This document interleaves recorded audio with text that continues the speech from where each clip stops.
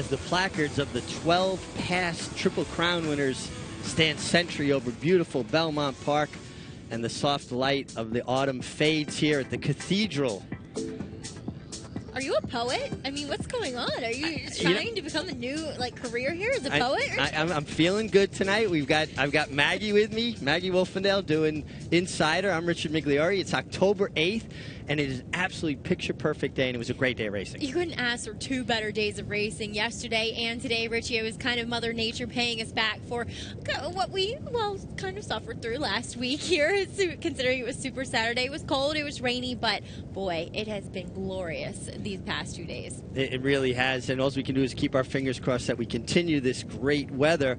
But we had a lot of headlines, and as we head towards Breeders' Cup, bad news. Work all week. The defending Breeders' Cup Sprint champion from last year retired with an injury. Right, and named the Sprint Champion of the Year, and obviously off the Breeders' Cup Trail, and retired from racing a 6-year-old gelding by City Zip with a knee injury, and looks as though he is going to be the stable pony of trainer Roger Brueggemann, and the owners of Midwest Stable just citing that this guy just loves being on the racetrack. And trust me, I've come across several horses that they just love being out there, and they often make great stable ponies. Yeah, they want the action. A lot of horses don't do good just being pensioned or turned out to a farm. So it's good that he'll have a job and something to keep him going. And speaking of this year's Breeders' Cup as well, Cavorting had a half-mile work this morning. And Maggie, I want to ask you, she worked on the training track. Why do you think Kieran worked her on the training track? It might be because this main track has been lightning quick in the morning. I've been working horses, and I think I go 48, 49, and they're going sub-48. They're going 47 and change. I think that may have been a reason, or that's at least a reason I would take what is a very fast filly onto a little bit more slower, kind of maybe softer surface over at the training track, because, yes, that has been actually riding a bit slower. And, Pat Correa, her exercise rider up in Saratoga, told me she pulls very hard. And I've got to ask Kieran, maybe it had something to do with that, too. Maybe the training track, not as much space. Maybe she kind of stays a little more settled. Yeah, which is odd, because most horses that are very strong do better over here, because there isn't as many horses, not as much action. But it could be a reason, because, let's face it, she hasn't run that often here at Belmont, but we do our racing here on this main track, and different change of scenery. The training track may have just settled her, turned her off a bit. Well, we'll get to the bottom of that. Hopefully we'll get to catch up with Kieran tomorrow. I know he's heading to Saratoga to watch Frosted work in the morning, and then coming back for Ocean Night.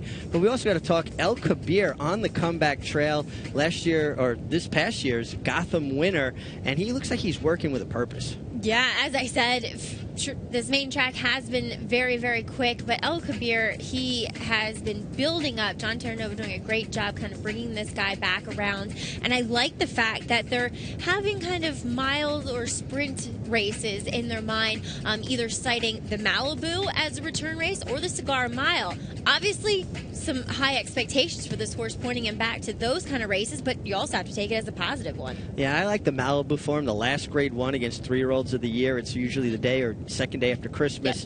Yep. And 7 furlongs, I agree with you. I think right up his alley. Perfect. I agree as well. Well, we got a lot of live racing action to get to as well, and we're going to start with race 3, a good field of 2-year-old maidens going a mile. They're off. A good start for Pirolone. Avian is also out with some early speed. Winning Road on the inside comes on through and now takes second up the backstretch. And then it's Ad 4, Seat of Honor, and Patrick's Day trails the field with the favorite in front. Pirolone and Joel Rosario get out there to a 3-length early lead, and they're moving right along up the backstretch. Winning Road is up running in second. Avian is third. And then it's Seat of Honor. 22-3 was the first quarter. Ad 4 is fifth up the backstretch and some 9 lengths off of Pirolone, and leading only Patrick's Day as the field heads for the far turn. So Pirolone opening up here to a 3.5-length lead on Winning Road as they head toward the half-mile pole. Biavian is third to the outside, and the half is up in 45-1. And then comes Seat of Honor, followed by Patrick's Day, who has moved out of last, ahead of Ad 4 on the backstretch. Pirolone really taking it to him here, just blazing along as they head toward the top of the stretch, still 4.5 lengths out in front. Winning Road is second. Patrick's Day is third. Then Seat of Honor, followed by Ad 4, who's moved up into fifth, and Biavian Trails, 3/4 in 109 and 2. And they're into the stretch. And Pirolone has a 4-length lead here. And then it's Winning Road, followed by Patrick's Day to the outside, and down toward the rails, Seat of Honor. Pirolone trying to get another 16th, a 2.5-length lead. Patrick's Day trying to cut into it late. Pirolone, Patrick's Day coming. Pirolone holds on. From Patrick's Day, Winning Road, and Seat of Honor. Maggie, Pirolone set fast fractions, looked like he was going to win by daylight. He started a weekend, and a horse I know you liked a great deal, Patrick's Day, came with a good finish. Yeah, and it's a lesson in always trusting your first instinct, because I actually was called in to do Talking Horses in the middle of the afternoon yesterday, and I'm sitting there handicapping the race on first instinct, although I respected Pirolone. Obviously, he was the fastest horse in the race, but I like Patrick's Day just because the connections, thought he would need a race, thought he would do better going longer, and then the more I looked at the race, the less I liked him.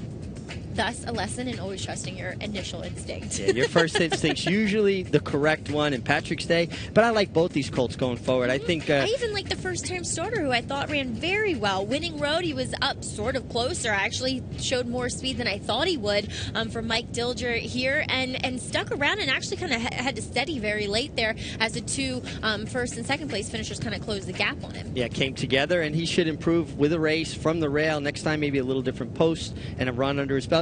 Gioponte, interesting to see a Gioponte have that much speed. Yeah, exactly. Well, I think it comes from, we always think of Gioponte as that classic kind of long turf horse, but pedigree, he kind of had some dirt for him and some speed pedigree in him as well. Yeah, he definitely had speed. He chose to use it late in turf races. Well, speaking of turf races, let's head to race 6. We've got fillies and mares going a mile and a 16th on the inner turf. Larry Colmus with your call. Soki and 4-Star Crook come out running on the lead. Ransomed Heart is away third on the outside. On the trail is there with French Dressing on the far outside, and Godiva, who's down toward the rail. Break of another 2, and then it's Belle Citron, followed by Saifana and Violet Road on the inside. Where's Papa is the trailer onto the backstretch. So they're in pursuit of Soki and Manny Franco. Soki in front, 26 flat was the first quarter mile. 3/4 of a length, Ransomed Heart is second, French Dressing on the outside third. 4-Star Crook is fourth and racing on the inside, 2 lengths off the lead.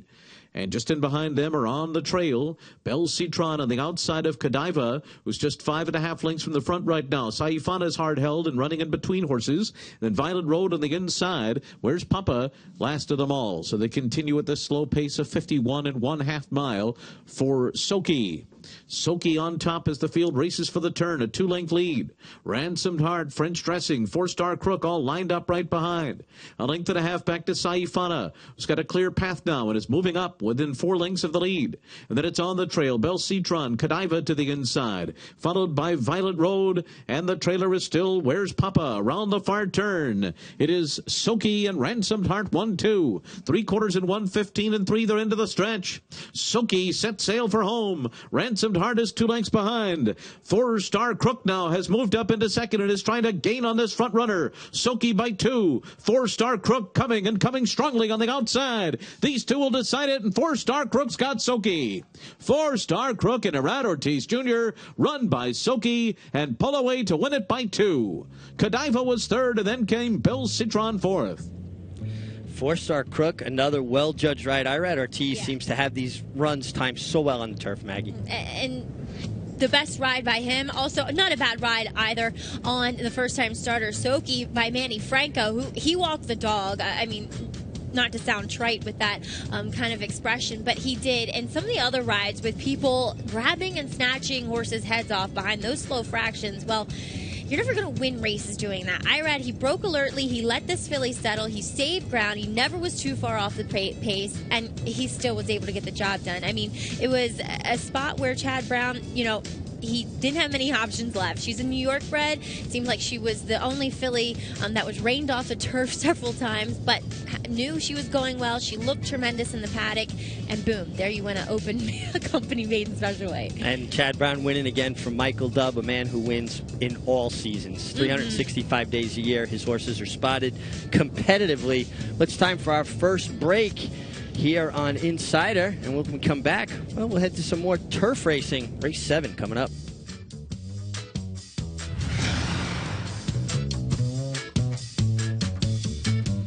The new Parks Fall Festival will double purses for each of its 32 live racing days. What an opportunity for Pennsylvania breds. In an open maiden special, PA breds will run for over $100,000. So be there at Parks in the fall. Hello, I'm Brian Sanfratello.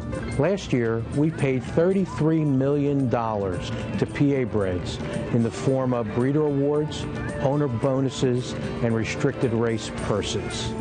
Our Equine Coalition Group is united in the pursuit of making sure that we receive every dollar we deserve. And that's why our Racehorse Development Fund has been constant in the past 4 years. Please go to our website at www.pabred.com or give me a call at 610-444-1050.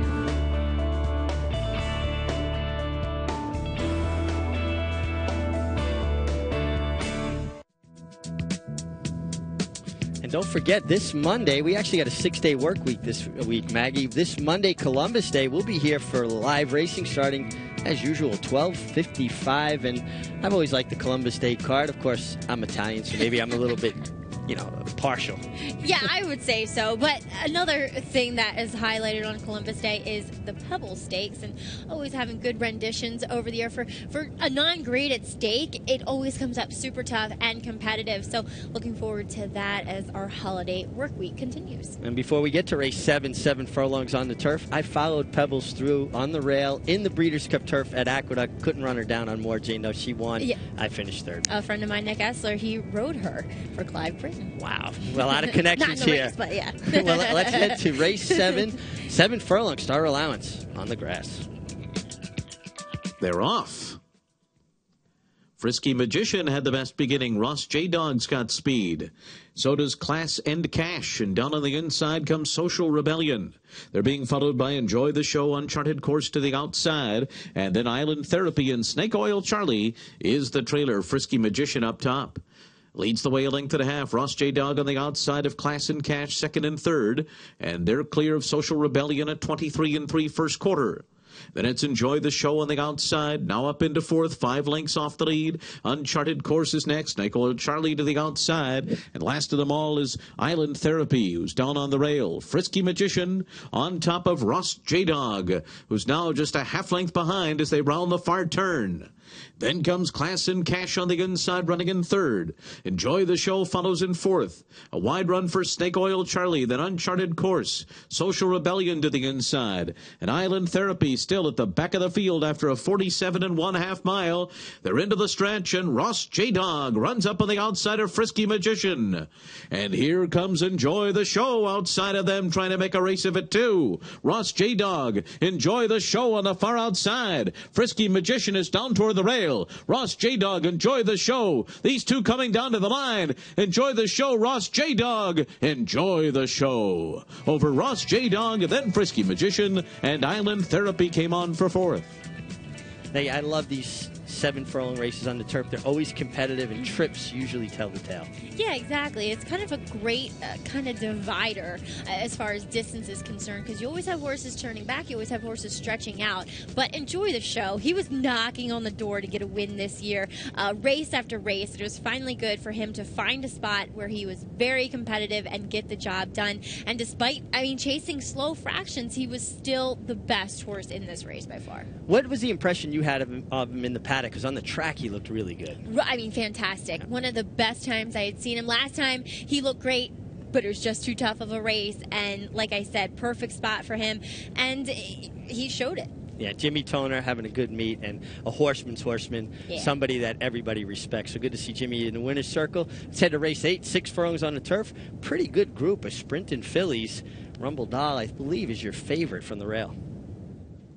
Regent's House and Lady Creasa come out the best. These two out for the lead together. Susie's a Cowgirl and Strong Incentive right behind. And they're being followed by Rumble Doll and Mayflowers at the back of the field. Up the back stretch, and Regent's House is the leader. 3/4 of a length. Strong Incentive is up running in second now. Lady Creasa taken back to third, just off the top two, though. Just 2 lengths off the lead, and 3 ahead of Susie's a Cowgirl. Rumble Doll is second last with about 8 lengths to gain at this stage, and Mayflowers trails after an opening quarter mile in 22 seconds flat.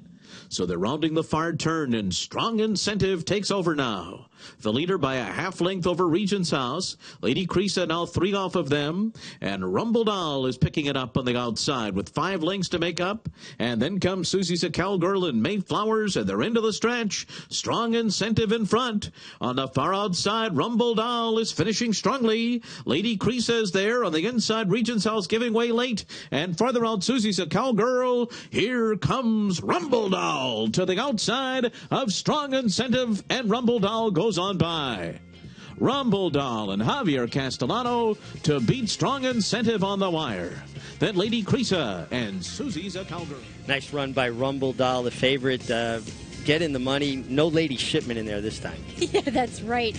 And she, I mean, as you just alluded to, she's faced very good horses, and I think this is one of her softer fields of this year that she's had to run against. And it's so funny that despite how much you look at races and you think a pace is going to play out, and how often it doesn't, because you look back at the boys sprinting and it was crawling where you had 3, confirmed speed horses on paper, 2 didn't go. This race, you had looked as though 1 speed horse switching from dirt to turf, and yet you get Strong Incentive pressing her the whole way, and Rumble Doll gets the kind of trip that she likes. No doubt about it, though, she's probably best. Well, I think what happens is guys look at the races and go, there's a lot of speed, I don't want to get involved. Yeah. Then they look at a race, well, there's no speed, I'm going to go, and maybe overthink it just a little bit. But we also have to mention Robert Falcone Jr. He had this mare in really good form. He's done a tremendous job with this mare, just bringing her along and really finding her niche in these turf sprints.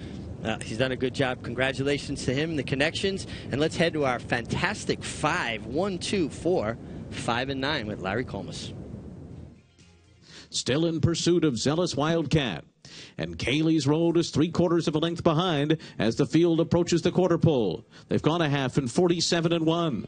And then it's Ferzetti, followed by Focia and OK Mama. And they're into the stretch. Zealous Wildcat turning for home in front. Leads the way by 2 now. And then comes Ferzetti, followed on the outside by Cayley's Road and Focia, who's down toward the rail. Down to the last 16th. And Zealous Wildcat has led every step of the way. And she's home free. Zealous Wildcat to win by about 3.5. Focia got second from Ferzetti. Cayley's Road was fourth. And now put to the whip. 5 in front of Mid-Ocean and USS Boxer. 3/4, 110 flat. They're into the stretch. And Send It In is taking the lead. Send It In is pulling away now. Opening up from Bird Prince. And then it's Shadow Rider and getting closer to USS Boxer in Mid-Ocean. But they're not getting closer to Send It In. Send It In and Javier Castellano all by themselves. USS Boxer takes second late. Send It In over USS Boxer, and then it was Bird Prince in Mid-Ocean. On the turn, Naughty Grace is in behind horses, beginning to gain ground about 5 lengths off the lead as they come toward the top of the stretch. It is Paw Annie, a huge long shot, the one to beat here at 46-1. Paw Annie's opened up 2.5. Your Credit is Good is next. To the outside comes Just Enough Dior, who's gaining ground on the center of the track, and coming up to Paw Annie. Paw Annie, Just Enough Dior. These two will decide it. Here's the line, and it is maybe Just Enough Dior. And a photo with Paw Annie. They hit it right together. Then Your Credit is Good. Naughty. They come toward the top of the stretch. Papadopoulos trying to move up 2. Then Sun Worshipper and Artie Crasher in the far outside. Into the final furlong. Bajan Summers, Saltine Warrior to the outside. Here come Bossman and Artie Crasher. Bossman, Artie Crasher, Sun Worshipper between those two. Now it's these 3 coming down to the line. It is Sun Worshipper on the inside, Bossman. These 2 to decide it, and it is very close. Bossman and Sun Worshipper right together. Hardy Crasher was third, and then Saltine Womb, Saratoga Smoke on the inside. On the outside, Kitty's Pearl, Laura's Patriot coming to them. In behind horses, Potpourri trying to close in. And down toward the inside, Light Years Away. Gimme Jimmy's on the far outside. Also moving up is Broccolini. Coming down to the last 16th, Saratoga Smoke to catch. Saratoga Smoke, here's Broccolini on the far outside. Saratoga Smoke holds off Broccolini. And then a photo between Light Years Away and Potpourri. Right, there were some exciting finishes. The turf racing is always spectacular, but I thought race 5, it's going to be our second look as we going to go to Cappy with his binoculars, was a particularly exciting finish. And you made a comment, Boss Man never looked like he was going to win. No, as a 6-5 favorite, I picked him on Talking Horses. I'm doing the entire lean thing, like willing him to the wire first. But Sun Worshipper passes him. It even looks as though Artie Crasher's going to pass him right here. But it was like he got re-interested, as you were saying. Once these horses got by him, he's like, oh, wait, yeah, I'll put my nose in front. Yeah, it did look like he really accepted the challenge, like he wanted some company. I also think the 5 Sun Worshipper got more interested when Artie Crasher came outside of him. And when he didn't continue his run, maybe he floated a little bit. Yeah. It was a really good finish, but you kind of feel if you had Sun Worshipper, it was a tough beat. Yeah, it really was a tough beat because you actually looked like the winner of the race throughout the run of the stretch until the last jump when Boss Man decided he was going to come back. Yeah. Good horse race, but we also have jockey standings we have to look at. And Javier Castellano was the riding star of the day with 3 wins. Irad Ortiz, though, is leading the way with 27. Joel Rosario, Jose Ortiz tied for 3rd. But a lot of good names on that list that are making a good impression. Unfortunately, Kendrick Carmouche is injured, so we won't see him for a little while, but he will be back before you know it. Trainer standings. We also have Chad Brown kind of really asserting his dominance, coming off such a good Saratoga. You would think these guys would have a lull at some point, Maggie, but they continue on. It seems like they haven't the past couple of years, that they just keep taking over, have new horses for new conditions, and that's what wins races. Also, Tom Albatrani having a stellar meet so far. I remember I did opening weekend with Jay, and we both thought that he would have a great Belmont fall, and it looks so he has. Yep, he definitely is. Godolphin Racing is up on top. David Jacobson, Rapoli Stable, Patricia Generazio, the Generazio family. They breed most of their own horses. What a year they're having. They're having a super year. I was just thinking that a couple days ago here, Richie, and good for them. They're extremely nice people and really contribute a lot to the game. Yeah, really support the game, particularly the New York Breeding Program. 2 claims today. Shoot the Moon, Street Last. Neither ran very well there. We'll look for them going forward, but we've got one more timeout. We'll be back with more racing here on Insider.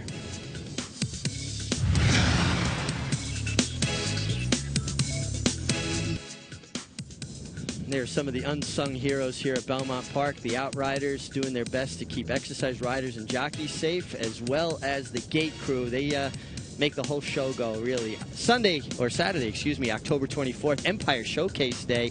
And you can call the Garden Terrace to get your reservations.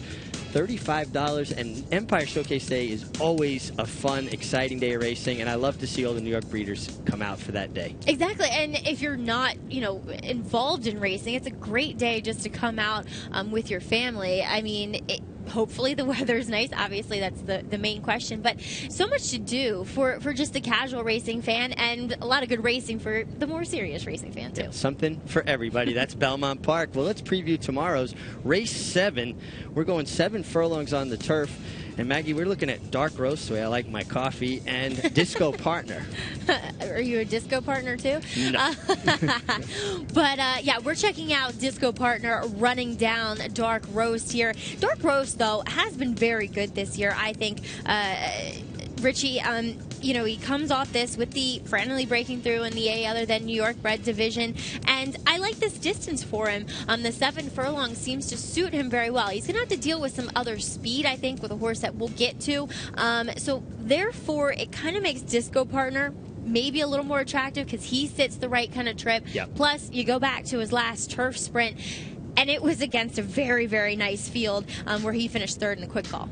Flowing Ember encountered all kinds of trouble here. He clips heels in mid-stretch, nearly falls, and I think the outside post is actually going to be good for him, even though I don't prefer outside posts on turf. I agree. 7/8, it doesn't hurt you quite as much as a mile and a 16th or so on and so forth. But The problem I have is that, well, I think he does his best running when he's on the lead, when he can get a clear lead. I don't know if that's going to happen. I don't know if he's going to clear. I like the 7/8 for him, and I really like him as a horse, and especially coming off that effort and getting Eric Consell, who you know he's going to have go in his mind. I think that bodes very well for him. Yeah, I like the rider change for him. He gets an aggressive young rider who likes to be up on the pace. Yeah. Well, let's head to race 8. We're going actually 1 mile on the dirt, and we've got Ocean Knight returning. This is him breaking his maiden last year. He was a very exciting and promising horse for Kieran McLaughlin, especially. I love this effort here, Richie. This was very impressive, at least when you looked at it on face value. He came back with a great effort off of a long layoff for the connections behind the Saratoga-loving Waco, who just once again went gate to wire. I think a 1-turn mile is an absolutely perfect distance for him. Well, he's got to face the 4-year-old Noble Moon. Leah Giamatti's had him in terrific form. He's a tough luck horse, but he is talented, and Leah has done a great job keeping him going. You know, there's some issues with him, but he shows up with his race every time. We'll see what kind of trip he works out tomorrow, but you know he's always going to show up. Yeah, and that's what you got to like about him. Horses that bring their lunch pail and go to work. Face of winter, won at Saratoga. My question to you, is he a better 2-turn horse? Is the 1-turn mile going to be something he handles here? That's the first thing that kind of jumped out at me, that you might be right. But he's handled a mile 1-turn before. I think he might be okay. The problem I have with him, though, is I just don't think he's quite as talented as the aforementioned 2 or fast as them either, though he did beat nice horses in that Saratoga 9-furlong 2-turn race. Well, he gets Hall of Famer Johnny Velasquez, and it's time for us to throw to our Hall of Famer, Andy Serling, with his play tomorrow. Let's turn to the 7th race for my selection for Friday's card. 7 furlongs on the Widener turf. I think the horse, the 8 here, the Footsteps, and the 1A Disco Partner are the horses to beat in this race. They are fairly obvious horses, especially the 7 furlongs work well for here, the Footsteps. But I am married to betting Glowing Ember in this race. I think he's in an outside controlling position. His speed in this race, last time at Saratoga, there was a lot of speed in that race, so he could not get a comfortable position, and he was completely eliminated down on the inside. I like the rider switch to Eric Consell with this horse, and I believe that in his best races, Glowing Ember can be competitive. He should be a fair price. Whether or not he can beat both the 1A and 8 remains to be seen. I'll use him in exactas, but I'm taking a shot with the 11, Glowing Ember, in the 7th race on Friday. I kind of like Glowing Ember myself, Maggie. I don't think you can underestimate the trouble he ran into in Saratoga. Plus, we have a Glowing Ember type sky tonight. There you go. You see, now we opened with Waxing Poetic, and we're going to end Waxing Poetic. That's going to do it for us. We'll end on a high note. Thanks for watching. We'll see you right here tomorrow for more Insider.